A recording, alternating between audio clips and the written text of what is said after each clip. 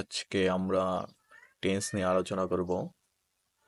SSC এবং এইচএসসির যেই tense related সমস্যা হয়ে থাকে রাইট ফর্ম অফ ভার্ব করার সময়, সেগুলো আজকে আমরা দেখব। তো আজকের পার্টটিতে আমরা শুধু প্রেজেন্ট ইনডিফিনিট কভার করার চেষ্টা করব। তো টেন্স মূলত হচ্ছে প্রেজেন্ট, পাস্ট এবং ফিউচার, এবং এদের চারটি ধরন আছে: ইনডিফিনিট, কন্টিনিউয়াস, পারফেক্ট এবং পারফেক্ট কন্টিনিউয়াস। প্রেজেন্ট টেন্স বলতে হচ্ছে আমরা বর্তমানে যা করে থাকি সেগুলোকেই বোঝায়। পাস্ট টেন্স হচ্ছে অতীতে যেইগুলা হয়ে গেছে সেগুলা বোঝায়, এবং ফিউচারে হচ্ছে ভবিষ্যতে আমরা যা করব তা বোঝাবে। তো এই চারটি টেন্সের মধ্যে সবগুলাই টেন্স আমরা একটির পর একটি কভার করব। তো আজকে হচ্ছে আমরা প্রেজেন্ট ইনডিফিনিট নিয়ে আলোচনা করব। প্রেজেন্ট ইনডিফিনিট মূলত কোনো কাজ বর্তমানে হয় অথবা চিরন্তন সত্য অথবা অভ্যাসগত কাজকে বোঝায়, তাকে সিম্পল প্রেজেন্ট টেন্স বলে। তো বর্তমানে কোন কাজগুলো আমরা করি, যেমন হি প্লেইজ ফুটবল, তারা ফুটবল খেলে, তো এটা একটা বর্তমানে চলতেছে কাজটা। আরেকটা হচ্ছে চিরন্তন সত্য। চিরন্তন সত্য বলতে যেই সত্যগুলা সর্বদাই সত্য, যেমন the sun rises in the east, সূর্য পূর্ব দিকে ওঠে। তো এইটা সর্বদাই কি সত্য, এইটা কখনোই মিথ্যা হবে না। আরেকটা এক্সাম্পল দেওয়া যায়, আইস ফ্লোটস ইন দ্য ওয়াটার, তো কি বরফ পানিতে ভাসে, এটাও একটা চিরন্তন সত্য। চিরন্তন সত্য যে কোনো কিছুই এখানে আমরা প্রেজেন্ট ইনডিফিনিট টেন্সের মাধ্যমে প্রকাশ করব। এরপরে যদি আমরা কোনো অভ্যাসগত কাজ করি বা যে কোনো কাজ প্রতিনিয়ত করতে থাকি, সেইগুলাও আমরা প্রেজেন্ট ইনডিফিনিটের দ্বারা প্রকাশ করে থাকি। যেমন দে গো টু স্কুল এভরিডে, সে প্রতিদিন তারা প্রতিদিন স্কুলে যায়। তো এই ক্ষেত্রেও আমরা প্রেজেন্ট ইনডিফিনিটের ব্যবহার দেখে থাকি। এই ক্ষেত্রে আমরা লক্ষ্য করলে দেখব যে প্রেজেন্ট ইনডিফিনিট টেন্স আর সিম্পল প্রেজেন্ট ব্যবহার করা হয়েছে। দুইটা সেম, দুইটা একই মিনিং, দুইটাই হচ্ছে প্রেজেন্ট ইনডিফিনিট। মানে সিম্পল প্রেজেন্ট বলতেও প্রেজেন্ট ইনডিফিনিট, প্রেজেন্ট ইনডিফিনিট বলতেও সিম্পল প্রেজেন্ট।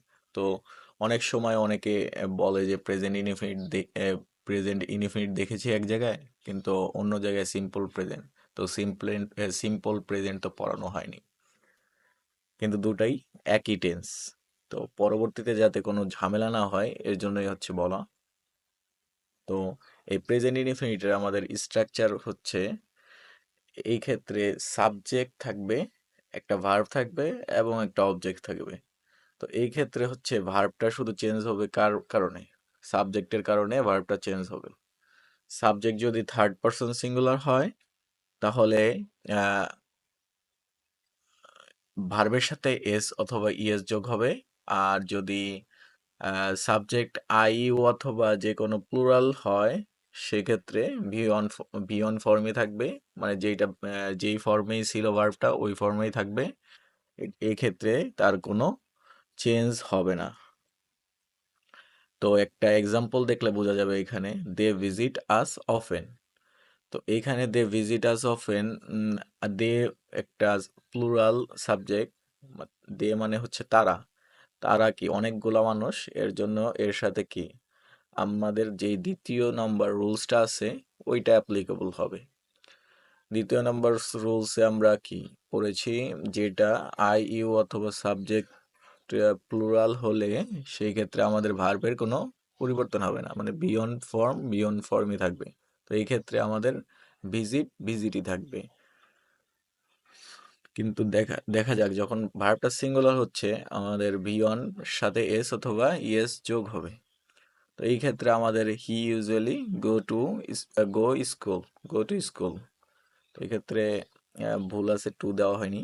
তো যাই হোক, বিয়ন ফর্ম এই ক্ষেত্রে আমাদের ফার্স্ট রুলসটা যেটা আছে ওইটাই অ্যাপ্লিকেবল হবে। সাবজেক্ট থার্ড পারসন সিঙ্গুলার হলে ভার্বের সাথে বিয়ন ভি অনের সাথে এস অথবা ইয়েস যোগ হবে।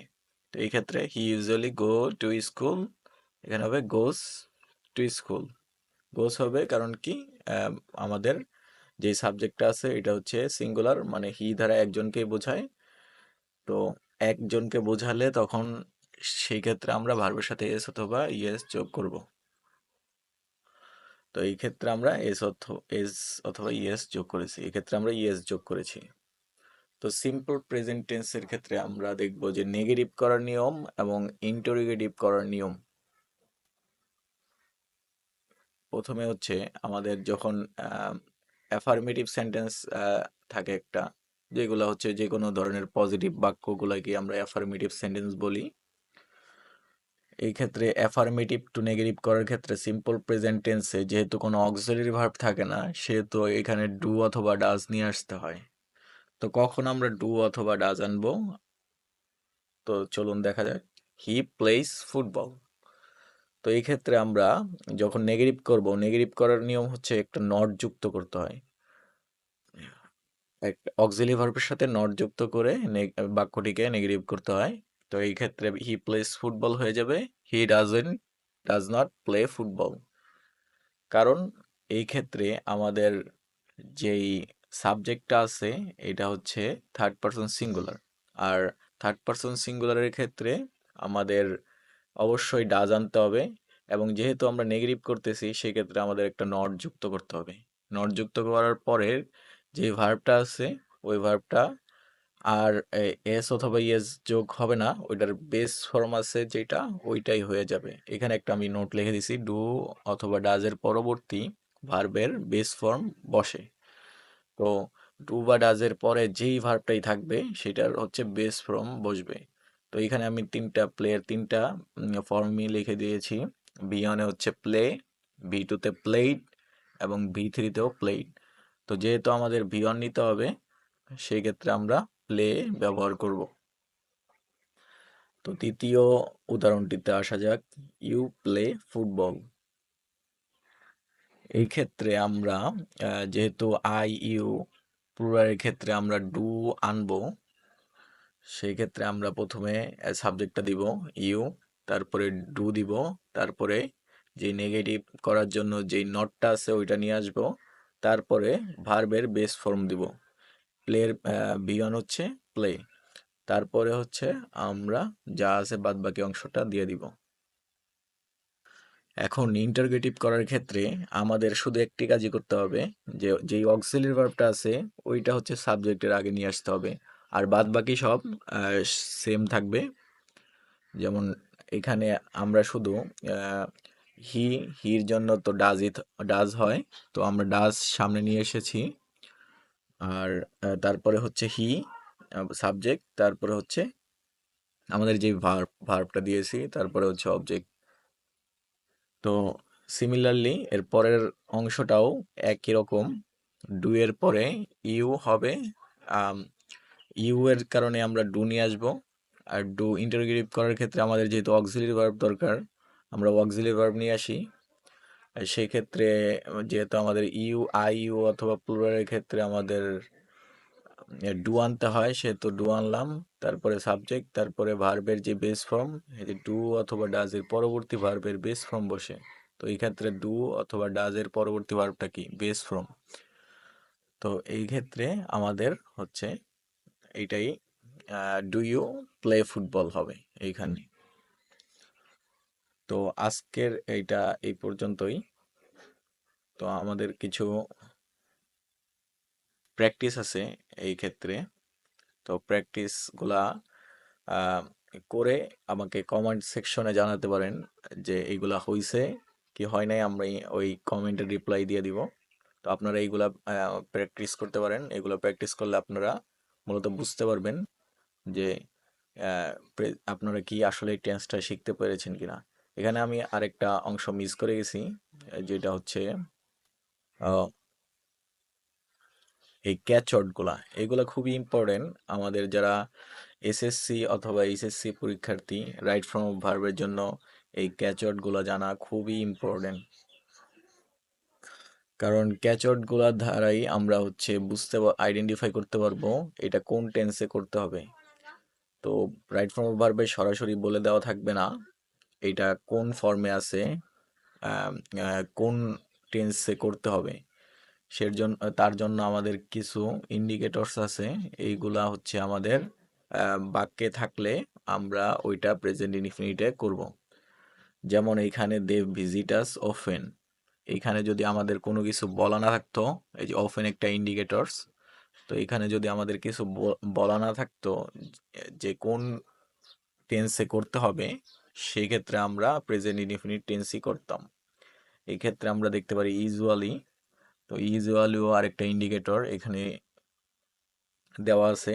তো এইগুলা মোটামুটি মুখস্থ করতে হবে, বা এভরি প্লাস টাইম থাকলেও আমাদের ওইটা প্রেজেন্ট ইনডেফিনিটে হবে। যেমন এখানে একটা সেন্টেন্স আছে, they go to school every day. Every plus যে কোনো একটা টাইম আছে, তারা প্রতিদিন স্কুলে যায়। তো এই প্রতিনিয়ত অভ্যাসগত যেই কাজগুলো আছে, এগুলা যেহেতু প্রেজেন্ট ইনডেফিনিট দ্বারা প্রকাশিত হয়, সেহেতু এটাও একটা ইন্ডিকেটর। এইগুলা যদি থাকে একটি বাক্যে, তো আমরা সরাসরি প্রেজেন্ট ইনডেফিনিটে করে দিব। তো আমরা যে প্র্যাকটিসগুলো আছে ওইগুলা করার চেষ্টা করব। প্র্যাকটিসগুলা খুবই ইম্পর্টেন্ট প্র্যাকটিস করা, কারণ প্র্যাকটিসের মাধ্যমে বোঝা যায় যে কতটুকু আমাদের লার্নিং হলো।